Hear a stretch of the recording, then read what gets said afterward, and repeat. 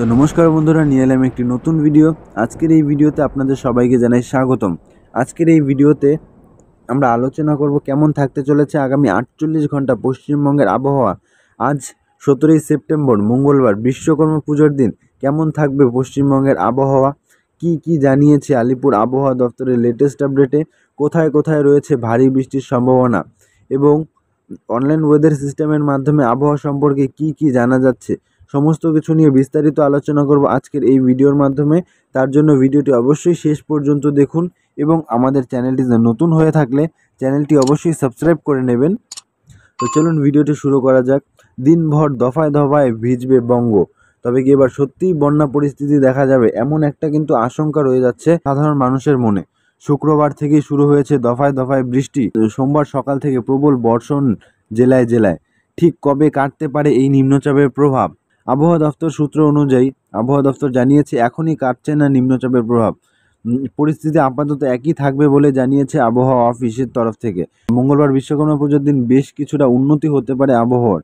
অনেকটাই ঝাড়খণ্ডের দিকে সরে গিয়েছে নিম্নচাপটি। এই নিম্নচাপটি অনেকটাই কিন্তু ঝাড়খণ্ডের দিকে সরে গিয়েছে। এর ফলে পশ্চিমবঙ্গে বৃষ্টির পরিমাণ অনেকটাই কমে যাচ্ছে। তবে বৃষ্টিপাত দেখা দেবে বেশ কিছু জেলায়। এখনই কাটছে না মেঘ। সমুদ্রে যেতে মৎস্যজীবীদের নিষেধ করা হয়েছে। আগামী বুধবার পর্যন্ত আবহাওয়া দফতরের তরফ থেকে মৎস্যজীবীদের সমুদ্রে যেতে নিষেধ করা হয়েছে।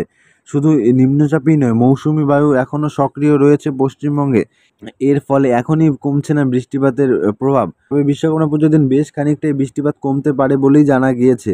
তবে শনিবার পর্যন্ত হালকা থেকে মাঝারি বৃষ্টিপাতের আশঙ্কা রয়েছে জেলায় জেলায়। উত্তরবঙ্গে বেশ অনেকটাই আবহাওয়ার উন্নতি হতে পারে। বৃষ্টিপাতের পরিমাণও কমতে পারে উত্তরের জেলাগুলিতে। সোমবারের পর অনেকটাই শক্তি হারিয়ে ফেলবে নিম্নচাপটি বলে জানিয়েছে আবহাওয়া দপ্তর। ফলে উন্নতি হবে আবহাওয়ার।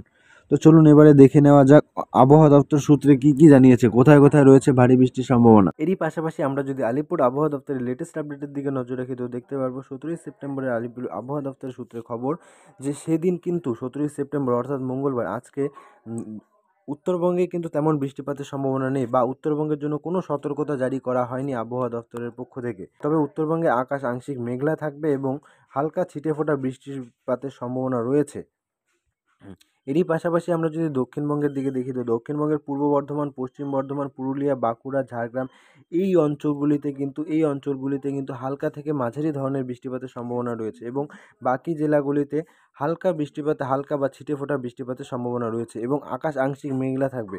17 তারিখ আবহাওয়ার ক্ষেত্রে এতটুকুই জানিয়েছে আবহাওয়া দপ্তর এবং আমরা এরই পাশাপাশি আমরা 18 তারিখ আবহাওয়ার দিকে যদি নজর রাখি, অর্থাৎ আগামীকালকের আবহাওয়ার দিকে নজর রাখি, যদি 18ই সেপ্টেম্বর আবহাওয়ার দিকে দেখি, তো 18ই সেপ্টেম্বর রোদ ঝলমলে আকাশ থাকবে গোটা পশ্চিমবঙ্গ জুড়ে এবং এরই পাশাপাশি হালকা থেকে মাঝারি ধরনের বৃষ্টিপাতের সম্ভাবনা রয়েছে দার্জিলিং, কালিম্পং এবং জলপাইগুড়ি জেলায় এবং উত্তরবঙ্গের বাকি জেলাগুলির জন্য কোনো সতর্কতা জারি করা হয়নি আবহাওয়া দপ্তরের পক্ষ থেকে।